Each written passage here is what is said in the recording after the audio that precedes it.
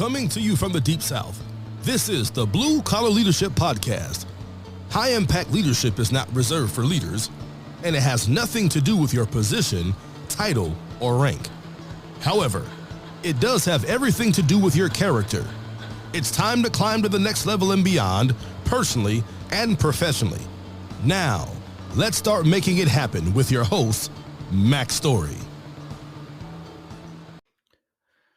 Hello, and thanks for listening to the Blue Collar Leadership Podcast today. So today I'm going to take a post I put on one of my social media platforms recently, and I'm going to read the post word for word. Then I'm going to just share with you a few comments and talk to those comments. It's not important who shared some of the comments. I'll the ones that were positive, I'll say the name because they're being positive and no reason not to share their name. But the main one I'm going to share, it's not really negative. It's just disagreeing with a post. So I'm going to use it and turn it into a lesson. And I don't know if that person listens to the podcast or not. Doesn't even matter, but I'm not going to say their name. But I'm going to just share what they said and talk to those points. Because I'm really glad that they posted what they shared. And then I'll share with you what I shared with them on the social media post. But if you follow me on this podcast, I hope you follow me on my social media and my wife Rhea also, because we're constantly putting out content on a daily basis. We don't put it out all day, but we put something out, at least something every day, to provoke thought and raise awareness, which is somewhat what this post is about. So I'm going to just dive right into the post that I made. I'm going to start reading it here in just a second. I'll tell you when I start reading it, and I'm going to just read it word for word until I get to the end. I'll let you know when I'm done, so you'll be able to kind of keep track. But in the beginning, it's going to be a little bit repetitive on purpose. So just bear with me. You're going to be like, what is this thing stuck? Is it just looping? No, I wrote it that way on purpose. So you'll figure that out once we get past the repetitive component. So I'm about to start right now. Over my 30-year career, I've often heard people say, the people I work with are terrible. I need a new job. Then later the person says, I got a new job. It's a lot better than where I was. The people are a lot better too. Then some time passes, and the person says, the people I work with are terrible. I need a new job. Then later the person says, I got a new job. It's a lot better than where I was. The people are a lot better too. Then some time passes, and the person says, the people I work with are terrible. I need a new job. For these people, the story I just shared simply repeats for years, decades, and for some, their entire careers. What I can tell you with 100% certainty is this. If Bob has a problem everywhere Bob goes, Bob is the problem. Whether Bob knows it or not, whether Bob believes it or not, whether Bob admits it or not. This is because Bob creates distrust everywhere Bob goes, and he thinks everyone else is the problem. This is because when things go wrong, Bob looks out the window for someone to blame instead of looking in the mirror and taking responsibility. Bob thinks this is what everyone else is doing. He may or may not be right. But Bob's problem is him, not them. If Bob blames his coworkers for his problems, they don't like Bob. If Bob talks behind his coworkers and his leader's back, they don't like Bob. If Bob hasn't developed himself, Bob probably has to take any job he can find, or he has to keep working with all the bad people he's already working with until he can find some more bad people to work with. Bob has a problem. Bob has character flaws and no desire to address them or no awareness of them. As a result, he truly believes all of his problems are someone else's fault. In case you missed it, if Bob has a problem, everywhere Bob goes, Bob is the problem. The writing is clearly on the wall, but Bob is too close to the wall to see what is written on it. Everyone who isn't up against Bob's wall can see the writing clearly on the wall. Until Bob changes what needs to be changed, Bob will continue to have problems everywhere Bob goes. The face we see least is our own. So that ends the social media post. So that's something I just shared. I share things like that. I don't always write a long post like that. Sometimes I do. A lot of times I'm sharing just a meme that's got an individual quote. Sometimes I share some thoughts like that to go with the meme. Sometimes I just share the thoughts with no meme or no picture quote. And so I just wanted to share that with you today. And also, again, follow me on Facebook, follow me on social media. I mean, on LinkedIn. LinkedIn is my main primary platform, but I copy everything I post on LinkedIn and I share it on other social media platforms. But if you're not on LinkedIn, you need to be on LinkedIn if you're trying to grow and develop your professional career. So that's what I've said. If you've listened to all my podcasts, you've heard me talk about Bob and Bob's problem before. But you ain't heard me share what I just shared because I just wrote it 4 days ago.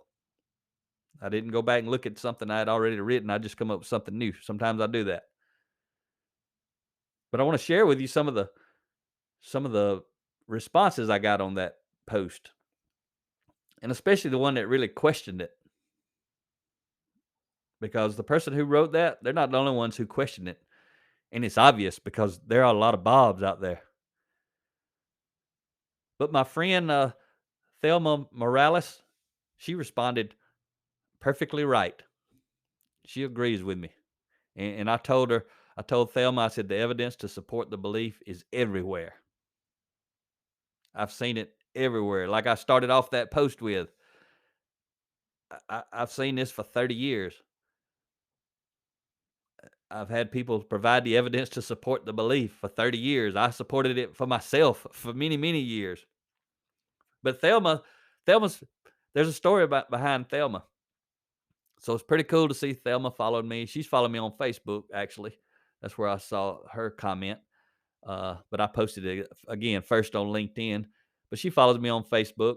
And Thelma, if you've heard me talk before about being in Guatemala in 2013, which is 9 years ago now, Thelma was my interpreter one day. And she was with me one day. I had to go speak to 50 pastors. We spoke to all kind of business leaders, executives, city and government officials and leaders and business owners, all kind of leaders. 20,000 leaders, 150 of us spoke to 20,000 leaders while we were in Guatemala. We actually trained them through a half-day session. 150 of us basically took 50 people at a time across multiple days. It was only like 3 days, but it totaled up to be like 20,000 leaders that we developed that week. But anyway, Thelma, I had 2 interpreters. One of them was named Bertha, and the other one was Thelma. So Thelma helped me translate what I was teaching to all these pastors who didn't speak English. What's cool about the whole story is Thelma's still following me 9 years later. And she follows Ria and me and quotes and makes comments sometimes. So that's pretty cool to hear from her. Someone else here named Glenn says, I see this happening all the time, talking about my story related to Bob. He says, I see this happening all the time. I've often wondered what the trigger is to wake people up to this. My own experience in waking up to such truths have involved some sort of life collapse. Meaning he had to. He got woke up. Something in life woke him up. And it was not a good thing. If something in life is some sort of life collapse, that doesn't sound good. I don't know exactly what Glenn was talking about. What I shared back with Glenn, I said, often it takes someone from the outside to provoke thought that raises awareness. But ultimately, it requires a person to change their values. They must choose to value responsibility over blame. So that's another response, and my response to another comment, I should say. And that's what I try to do for you on this podcast. It's what I try to do for you through my books. It's what I try to do for people through my social media posts. Is I try to be that something from the outside that's provoking thought and raising awareness. I don't know what you're going through. I don't know what needs to change, but I know this: if you want a better life, something needs to change, and you need to be responsible for figuring out what it is and then making it happen. You need to look in the mirror and say, I'm responsible. Bob's got a problem everywhere Bob goes. Bob is responsible. But if Bob thinks the problem is out the window, looking for somebody else to blame, well, what's out there may never change. And if what's out there never changes, guess what? Bob gets to remain miserable. But Bob can change today. And things can start getting better immediately, even if what's out there never ever changes. So another comment from Brandy Biswell out in Kansas City. I know we got to meet Brandy one time. We were out there speaking to Santa Fe Towing Company, and we stopped by and met Brandy, and it's cool to see her still following. Don't know if she listens to the podcast, maybe, but I don't know. But she says an excellent post, spot on, and I thanked her for that comment. And she can only say that because she understands what I was saying in that post. That post is full of principles. Principle is, if I take responsibility, I can make my life better. If I wait for somebody else to do it, it may never get better. Just kind of talked about that.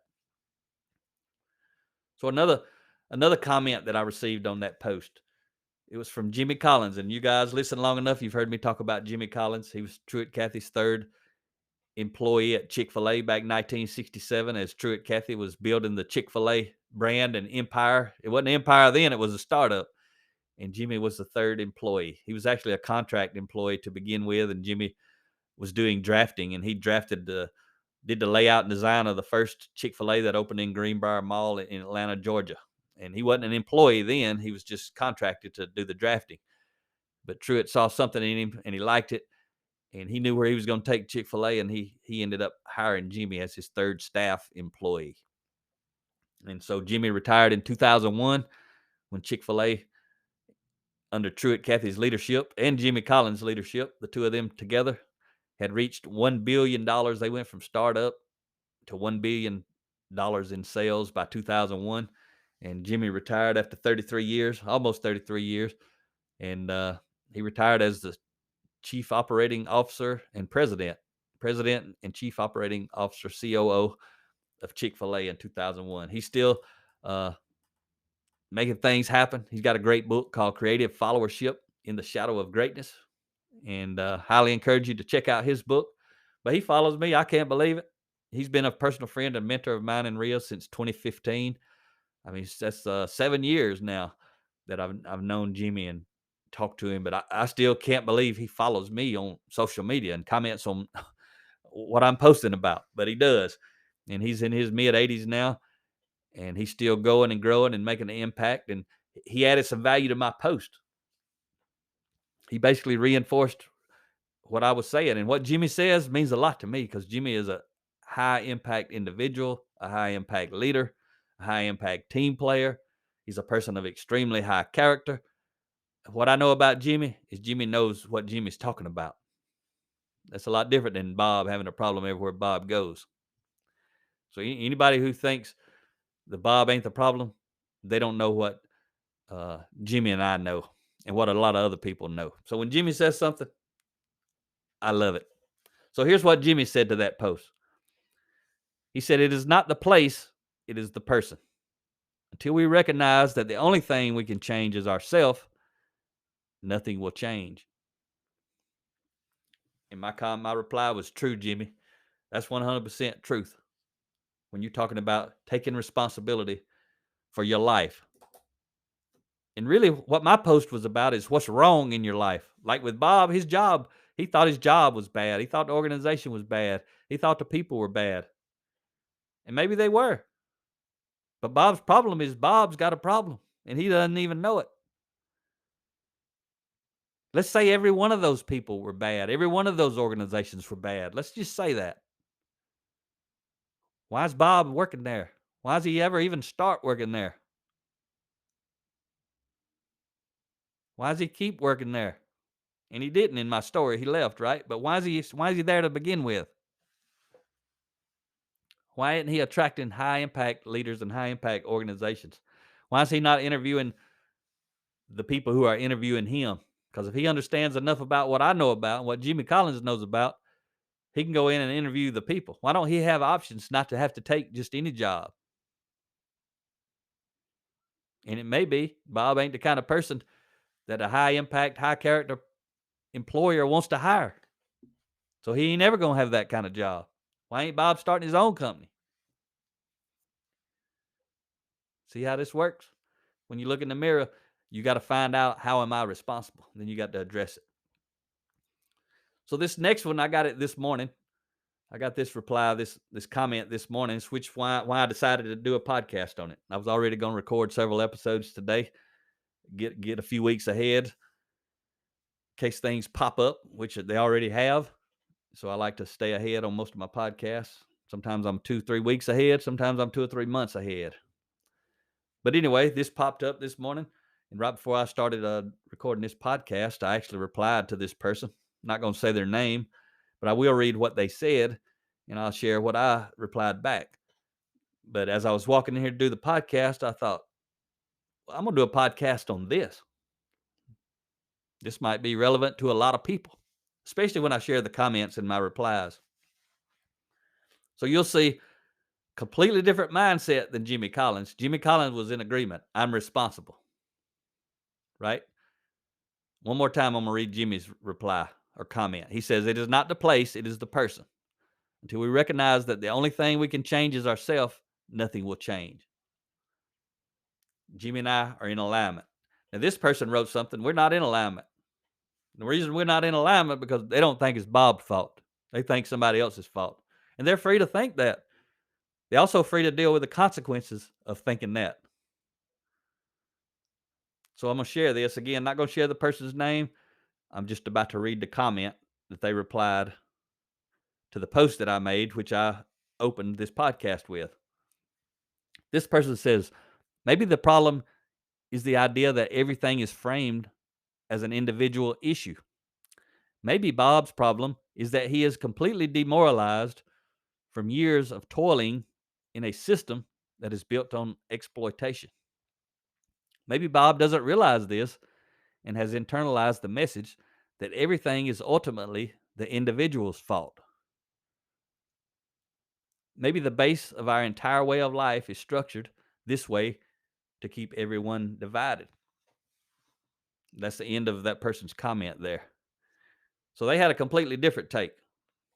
And I'm going to tell you, I ain't following that person's advice on anything to do with the type of stuff I talk about, because they obviously see things completely different. They happy to keep doing what they're doing. I'm happy to keep what I'm doing. But I'm going to tell you what, if Bob reads that comment, all that does is justify Bob's problem of being the problem, because somebody just agreed with him that he's not the problem. Somebody else is the problem. So here's my reply to that person's comment. I said, in the example you described, Bob is the problem because he chose to, in quotes here, toil in a system built on exploitation, end of quote. Why? There could be many reasons, but he didn't have to. He chose to. I and many others chose not to remain in that system. How? By taking responsibility for our lives. The problem with thinking the issue lies outside of ourselves is that we must wait for things beyond our control to change before we have a chance at a better life. And whatever needs to change out there, in quotes, may never change for the better. In that case, our lives won't get better and may even get worse. I'll never take that chance or recommend anyone else to either. I prefer to look in the mirror and take responsibility for the life I'm living and want to help others do the same. I'm privileged to hear their success stories all the time. A lot of their success stories all the time. When I take control, I can make changes that will make my life instantly better. I don't have to wait. I choose to be in control of my life. Could I transfer responsibility to others? Absolutely. That's easy. Just find someone to blame. Will I do that? Absolutely not. I prefer to chart my own course and to support others who want to chart their course too. And that's the end of my reply to that person. So you can see I didn't get ugly with them. I was nice. They probably didn't like it. They may come back and say something negative. That's just the way it works out in social media. I actually don't respond to a lot of people who disagree. And it's not because I don't want to have a conversation with them. Usually, if they disagree, I've learned over the years, you're not going to do a whole lot of mind changing or a whole lot of teaching, confronting someone with a type character to just get on a post and just openly just disagree with it. I don't have a problem with them doing that. It's great. You can see how I just used it to make a lesson out of.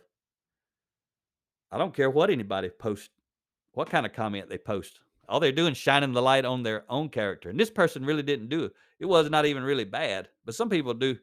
They shine the light on their terrible character.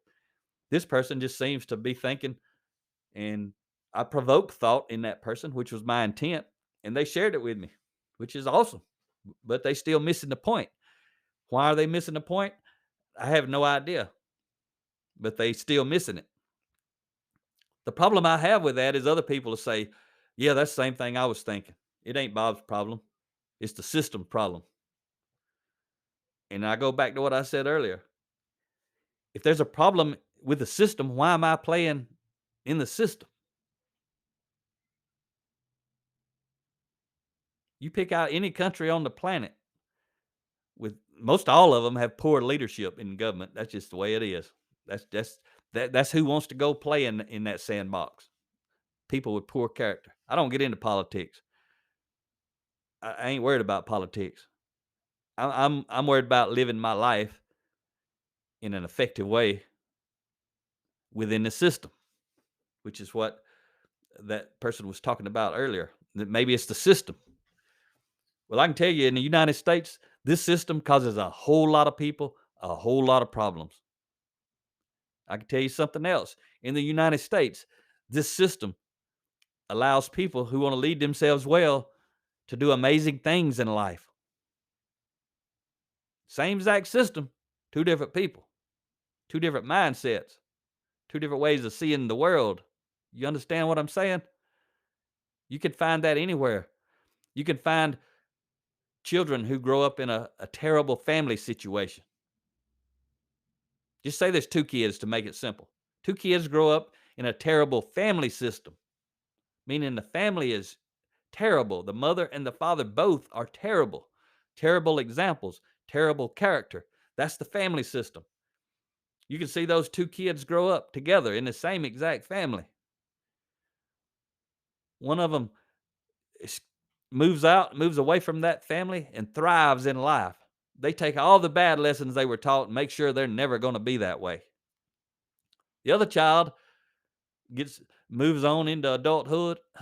They don't thrive, they take a dive. They use what happened to them as an excuse to be angry at the world, to make bad decisions. There's nothing worse than somebody saying, I did something bad to somebody because somebody else did something bad to me. Somebody may have done something bad to you, but if you've done something bad to somebody else, it's because you chose to. What happened yesterday ain't got nothing to do with what you did today. What's got something to do with what you did today is you. That's a hard pill for people to swallow. Personal responsibility is not for the weak, it's for the strong. That's why the strong go out and thrive, because they know how to take personal responsibility. It's what I try to help companies do. But see, until a leader takes responsibility for the organization, because if they're in a leadership role, they're responsible. Not only do they have to be responsible for themselves, they've got to be responsible for the organization. Just like I said, when Bob worked in those organizations, I wasn't focused on the organization. I was focused on Bob, because for Bob to fix his problem, Bob got to work on himself. But now if I flip the script and I talk about terrible organizations with terrible leaders and terrible people within the organization, that leader is not taking responsibility as a leader. First, they're not taking personal responsibility to become a high impact leader just for themselves to win. But if they're a formal authority leader, they got to help other people win. Again, I said it wrong. They don't have to. They should. If they want to be a high impact leader, they will. Just because they're the boss doesn't mean they have to do anything. They can be a terrible boss. But when I talk about responsibility of a leader, high impact leader, they got to grow and develop themselves and grow and develop their people. There's no other way to have a high performance team. You got to have high impact individuals, high impact team players, high impact leaders from top to bottom. Whose responsibility is that? The top leader. If that's not happening, it's the top leader's fault. They got to look in that mirror and say, I'm responsible, not just for me, but for the organization. So if you listen to me long enough, you know that's how I talk about things. I'm either talking about it from a leadership perspective, I'm responsible for me and others, or from a personal growth and development perspective. How do I lead myself well in life, at home, and at work so that I'm not miserable? The number one thing you got to do is quit blaming somebody else. Dr. Henry Cloud says blame is comfort food for the soul. He is so right. Makes you feel good to blame somebody else because guess what? You don't have to do anything.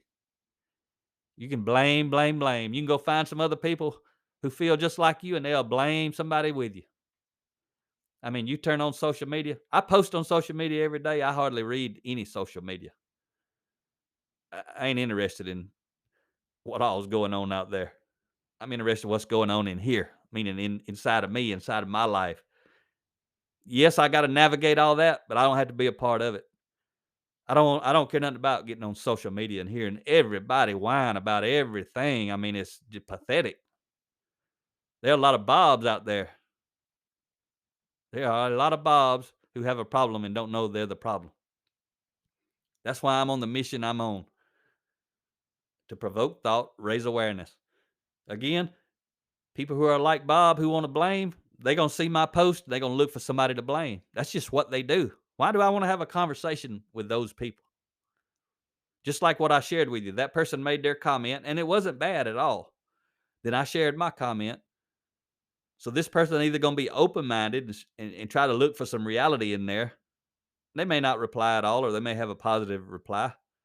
But 90% of the time, this is why I don't reply to those kind of posts. 90% of the time, they're going to become more reactive. They're going to think, they're going to understand I'm not with them. I'm not blaming somebody else. And they're going to try to blame. They're probably going to blame me. And I ain't getting into back and forth with somebody like that. They don't want to change. That's fine. They don't have to change. But also, I don't have to interact with these people. I'm looking for people who want to live a better life. And if they haven't been living a better life, but they want to, the first thing they got to do is open their mind, have the courage to challenge their own way of thinking. And if they don't want to, they don't have to. But I ain't interacting with those people. I don't want to force somebody to do something. I ain't looking for compliance. I'm looking for commitment. People who are committed to change to make their life better. I don't ever want to tell somebody what to do. I'll teach you about principles and tell you if you want to get this result, kind of like gravity. If you don't want to fall off the cliff, don't step off the cliff. Don't get close to the edge of the cliff. Because if you do, you go too far, gravity is going to take over and you ain't got nothing to do with gravity. Gravity is going to do what gravity does. It's going to take you down. Principles of human influence and human interaction, human effectiveness, they're the exact same way. They rule. When you see somebody blaming and moaning, groaning, and whining, they're going against principles. They mad because they stepped off the cliff and they fell to the bottom. They think that ain't the way life works. Well, that's exactly how life works. You choose your actions, but you can't choose the consequences that flow from your actions. Natural laws and principles are going to do that for you. So I hope you enjoyed this little episode.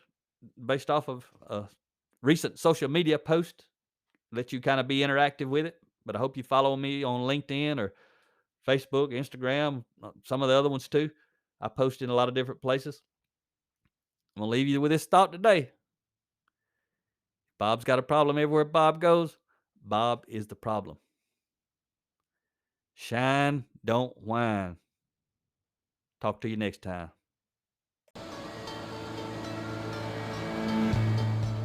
Make it happen or someone else will.